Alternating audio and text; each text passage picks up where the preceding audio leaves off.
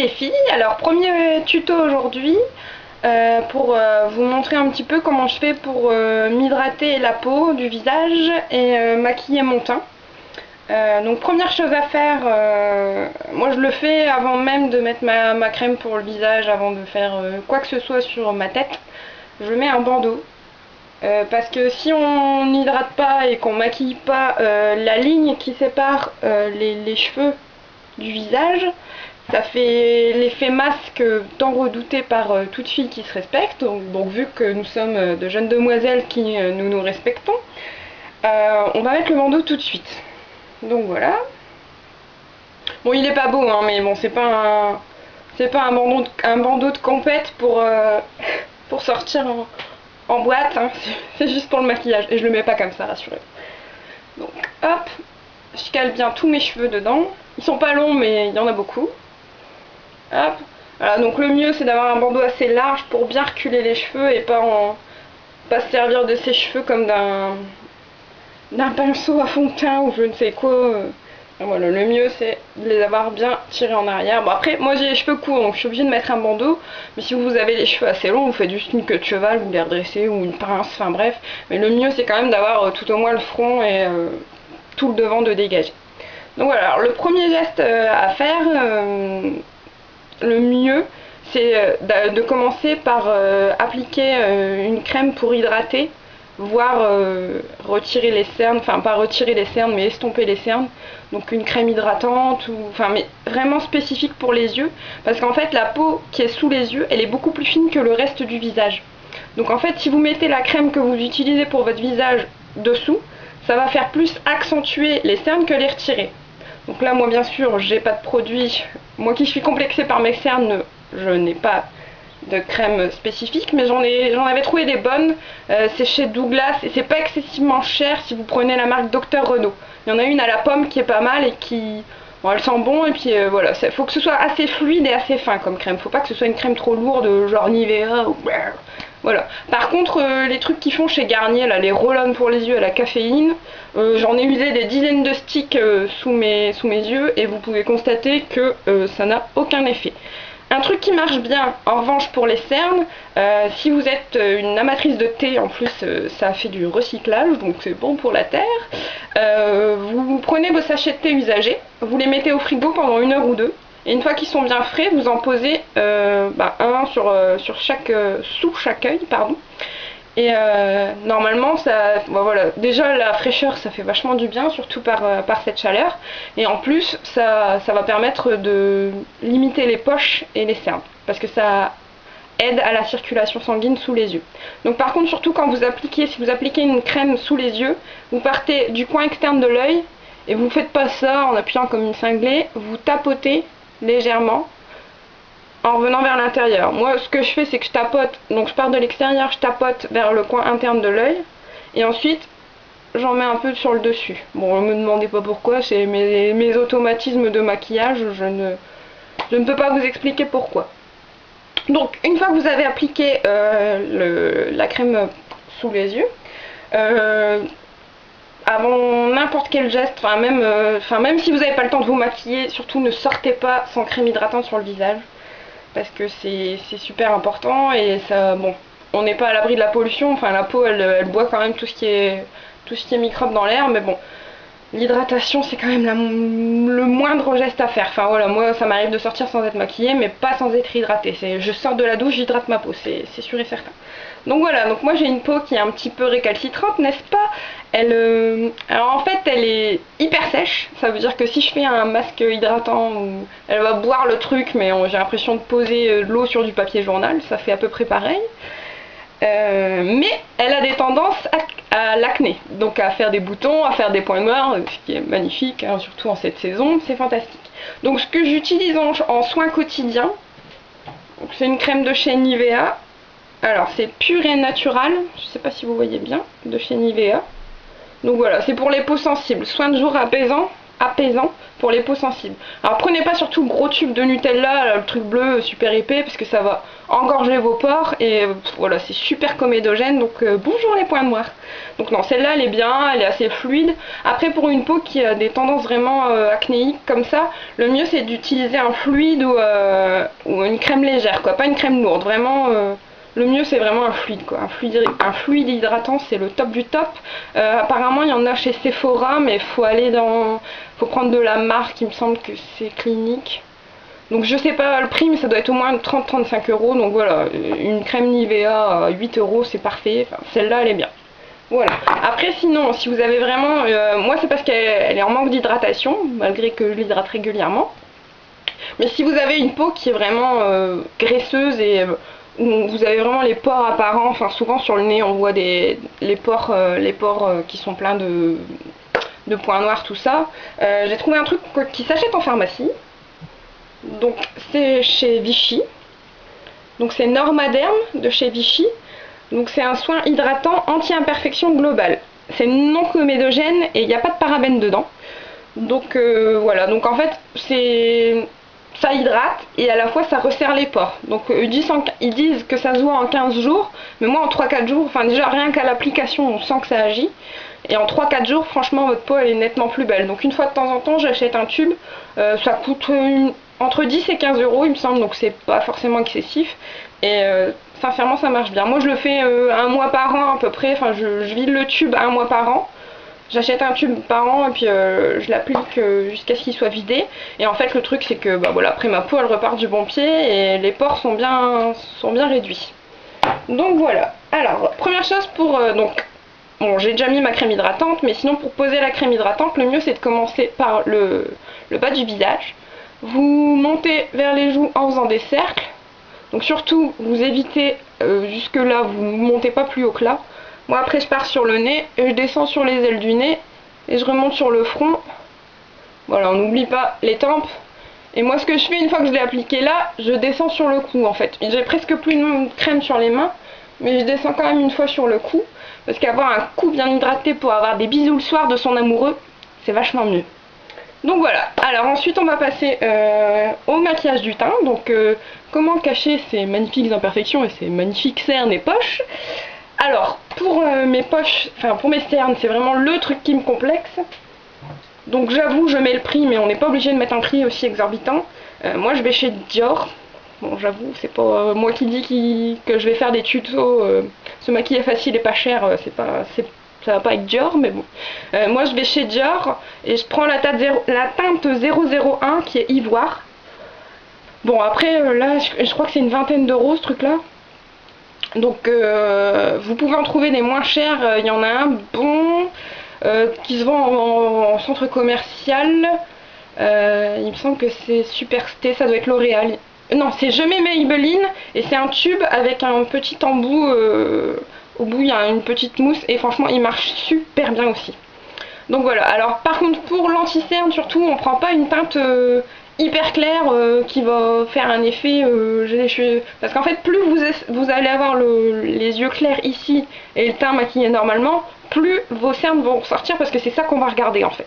L'astuce en maquillage, c'est pas de cacher à tout prix les grosses imperfections, c'est quitte à avoir, par exemple si j'ai un gros bouton là, je vais pas forcément mettre 3 tonnes de fond de teint dessus pour avoir une grosse tache marron tout là, et je vais me maquiller normalement dessus et je vais faire ressortir mes lèvres ou mes yeux, comme ça on regardera plus facilement mes lèvres ou mes yeux, oui mes lèvres ou mes yeux bien sûr, et on regardera moins l'imperfection. Voilà, faut pas se focaliser sur un truc, en fait il faut voir le visage dans la globalité. Donc voilà, donc je prends mon petit tube. Donc quand j'ai des boutons, en fait, je l'applique comme ça sur le doigt. J'en mets vraiment une petite noisette, quoi, c'est ça. Ça coûte cher, mais c'est économique parce qu'au final, on n'en utilise presque pas. Donc quand j'ai des imperfections, je prends un petit pinceau avec le bout affûté et je tapote en fait légèrement sur mes imperfections. Alors attendez, si je le trouve.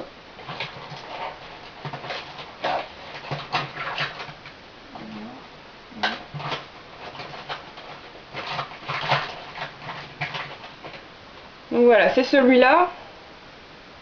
Vous voyez, il est fin. Voilà. Et le bout, il est à peu près plat sur le bout, mais assez affûté quand même. Donc j'en prends un peu. Donc voilà, il n'y a vraiment pas grand chose de produit. Hop, et je tamponne. Alors au début ça rend pas bien, je vous préviens, ça va pas faire un effet énorme sur le départ. Mais en fait, il faut bien tamponner pour aller dans le creux de l'imperfection en fait. Hop. Voilà. Et en fait, je ne sais pas pourquoi, mais j'attends toujours un peu que ça sèche. Et donc en attendant, je vais maquiller mes cernes. Donc en fait, je retire tout ce qui reste de produit sur le pinceau en le frottant sur mes cernes. Comme ça, on ne gaspille rien. Hop. Et ensuite, je prends le reste de la petite noix que j'ai sur le doigt. Je la divise sur mes deux index. Et alors, par contre, pour appliquer l'anti-cerne, on commence du coin interne de l'œil, parce que c'est là où c'est le plus foncé la cerne. Et on étire, toujours en tapotant. Jamais frotter le l'anti-cerne, ne mettez pas un paquet en mode Zorro avec son petit masque. On tamponne légèrement. Voilà. C'est déjà mieux. C'est pas encore la folie, mais c'est déjà ça. Hop. Moi, je maquille bien le coin interne de l'œil, parce que je mets pas toujours de couleur dedans. Et en fait, ça éclaircit à fond le visage, surtout sur les yeux clairs. Donc voilà, et une fois que j'ai bien... Voilà, je l'applique grossièrement, enfin... Je sais pas, parce que j'ai pas du tout terminé les yeux. Voilà, je tamponne bien. Voilà, donc vous voyez, j'ai pas du tout frotté. J'ai vraiment juste tamponné, et l'effet il est là, on voit tout de suite la différence avant-après. Donc après je tamponne là où j'ai mis sur mes imperfections. Voilà, c'est tout. Je ne chercherai pas à cacher plus mes imperfections. Elles seront maintenant maquillées comme tout le reste du visage. Je vais pas mettre des couches et des couches d'anti-cerne, de fond de teint, de toute façon ça sert à rien. Et plus vous allez essayer de cacher une imperfection en mettant du produit dessus, plus elle va être étouffée sous les couches de peinture et moins ça partira. Donc autant la laisser tranquille et attendre que ça parte tout seul. Donc voilà, donc ensuite, moi le petit geste que j'ai avant de poser le fond de teint, c'est que je poudre légèrement mon anti-cerne pour qu'il soit plus réceptif, enfin qui tienne mieux le fond de teint derrière en fait. Voilà, avant je le faisais pas, enfin j'ai vu ça nulle part, j'ai appris ça nulle part. C'est moi qui ai eu l'idée d'essayer un jour et je me suis rendu compte que finalement ça tenait mieux si on poudrait légèrement, attention, l'anti-cerne avant d'appliquer le fond de teint. Donc on y va. Alors en poudre, moi j'aime bien la poudre libre. Bon, en fait c'est pas par envie, enfin si c'est pas envie. Je veux dire c'est pas par besoin. Enfin voilà, vous pouvez prendre une poudre compacte. Voilà, faut éviter les poudres terre de soleil et tout pour le visage. Ça va bien en tant que blush à la rigueur pour rehausser un peu le ton du visage, mais surtout me mettez pas de la terre de soleil partout. J'ai essayé une fois, je me suis retrouvée orange, c'était horrible. Donc voilà, en fait moi c'est par hommage à ma grand-mère qui utilisait cette poudre qui sent très bon. Donc en fait quand je l'applique je pense à ma grand-mère. C'est une poudre libre, je mets Maybelline. Teint velouté transparent unifié. Alors moi c'est la teinte chair dorée. Donc ça se présente comme ça. Vous avez... Alors moi j'appelle ça une foufoune, mais non c'est une éponge en mousse. Mais bon, quand je dirai foufoune, vous saurez ce que c'est. Et voilà, donc vous avez le réservoir à poudre donc qui est assez bien rempli. Vous avez des petits trous et en fait vous retournez. Après vous retirez l'excédent comme ça et voilà. Donc voilà. Je tamponne tout simplement. Pareil, on frotte pas, on frotte jamais. On frotte que pour appliquer le fond de teint et encore pas en appuyant trop fort. Voilà. Alors, j'ai tellement de cernes que ça fait des petites rides, c'est fantastique. À 20 ans, être ridé, c'est merveilleux. Donc voilà. Maintenant, je vais appliquer le fond de teint. Donc là, en ce moment, j'utilise du Maybelline New York. Donc encore, je mets Maybelline. Dis donc, je me rends pas compte, mais il y en a pas mal. Donc c'est Super Stay 24 heures. Tout type de peau, sans transfert, micro-aéré. Et moi j'utilise la teinte 020 qui est beige éclat. Alors pour ce qui est fond de teint, poudre, tout ça, le mieux c'est de prendre un fond de teint de la même... Alors vous allez me dire ça sert à rien, mais si ça sert. De prendre un fond de teint à peu près de la même carnation que vous. euh, limite, limite un tout petit peu plus clair, mais voilà, ça sert à rien de mettre du fond de teint marron. Voilà, là je suis pas du tout bronzée, je suis pas partie en vacances, donc j'ai le teint clair, ça sert à rien de mettre du fond de teint marron ou beige foncé. De toute façon, on voit que vous avez mis du fond de teint si c'est ça, et ça, enfin voilà, l'intérêt d'être maquillée, c'est que ce soit quand même, que ça se voit tout en ayant l'air d'être naturel. Vous savez, comme ces actrices qui se lèvent maquillées, pomponnées, on a l'impression qu'elles font ça toute leur vie. Enfin bref. Donc j'utilise avec une éponge à fond de teint. Quand je prends du fond de teint fluide, je prends une éponge à fond de teint. Moi j'aime bien parce qu'elle est un peu affûtée. Celle-là je l'ai achetée chez Carrefour, c'est la marque Carrefour. Enfin voilà, il n'y a pas besoin de mettre des mille et des cents dans une éponge. Donc je mets un spray de fond de teint, ensuite je l'applique un peu pour que ce soit à peu près étalé comme ça. Et ensuite j'applique mon fond de teint. Donc je commence toujours par le nez. Il faut toujours commencer par le centre du visage. Donc voilà, si je reste comme ça fait un peu indienne, mais je ne vais pas rester comme ça. Donc j'applique sur le nez. Moi j'aime bien aussi mettre, voilà, j'ai mes bases et maintenant j'étire la couleur. Donc pour l'instant j'en mets pas sur les cernes, j'en mets partout mais pas sur les cernes. Donc surtout quand la commissure des lèvres, quand vous hydratez comme quand vous maquillez, n'oubliez pas la commissure des lèvres et surtout les filles, surtout le cou. Parce que les traces de fond de teint qui s'arrêtent là, c'est dégueulasse. Après, on ressemble à un camion volé. C'est tout sauf glam. Donc voilà. Vous voyez, là, je frotte au début pour étaler un peu. Je frotte grossièrement sans trop appuyer. Donc là, pareil. Je remonte même sur les oreilles. Hop. Et après, je tamponne en fait. Hop. Alors, sous les yeux pareil, je tamponne de l'extérieur vers l'intérieur. Ça stimule la circulation sanguine sous les cernes et ça permet de les réduire. Enfin, je ne sais pas si ça a un réel impact, mais bon, rien que le fait d'essayer de faire quelque chose, ça me rassure. Hop, donc voilà, et là, je monte bien, vous voyez, sur la racine des cheveux. Il y a des fois ça fait des traces, je frotte au doigt, enfin c'est pas... Ça, ou avec un coton ou une éponge, une lingette démaquillante, mais bon, si on commence à utiliser des lingettes pour quand on se maquille, ça va être tout sauf économique. Donc voilà, mon fond de teint est posé, donc comme vous voyez, on voit moins les imperfections, mais j'ai pas l'air plus bronzé qu'avant, ou... Voilà. C'est juste pour pas qu'on voit les imperfections, pour unifier un peu le teint, c'est tout quoi. J'ai besoin que d'un spray. Donc avec ça, je fais 2-3 mois facile quoi. Donc voilà. Donc j'ai bien dit, le fond de teint, on le prend de la même couleur, on voit un ton, enfin un ton plus clair, c'est pas terrible non plus quoi. Mais faut vraiment essayer de prendre un fond de teint qui va avec votre carnation, qui est limite de votre carnation quoi. N'essayez pas de devoir l'air bronzé. Par contre pour la poudre, vous pouvez prendre une poudre un ton et demi plus foncé pour avoir l'air un peu plus hâlé. Bon, vaut mieux se permettre de faire des petites folies avec la poudre plutôt qu'avec le fond de teint. Le fond de teint surtout, et voilà, c'est pas excessivement cher. J'ai payé une dizaine ou une douzaine d'euros je crois. Mais bon, si vous commencez à devoir acheter des fonds de teint tous les 15 jours parce que ça va pas à votre peau, c'est pas terrible. Donc voilà, le fond de teint est posé. Maintenant, j'applique ma poudre. Donc pareil que tout à l'heure, hein. Je retourne le petit réceptacle, je retire l'excédent et je tamponne. Donc voilà, on peut bien remarquer que je suis horriblement complexée par mes cernes parce que c'est la première chose que je tamponne.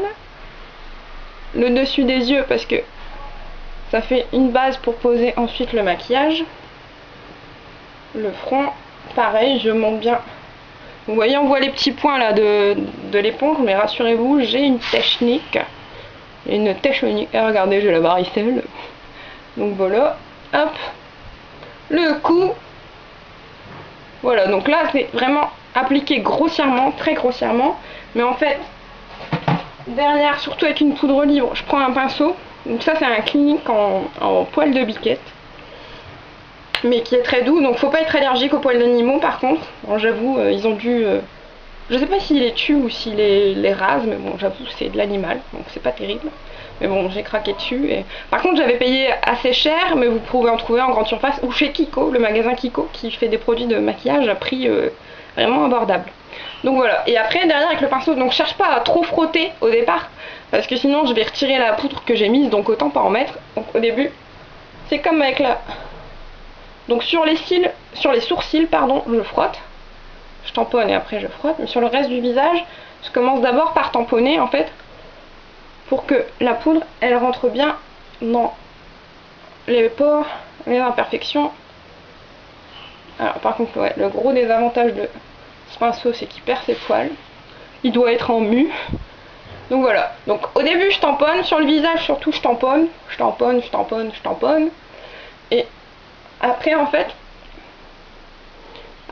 il faut étirer la matière, vous voyez, bien vers les cheveux. Surtout, vous baissez votre doigt derrière si ça fait des marques. Vers les cheveux, vers les oreilles, le front, hop.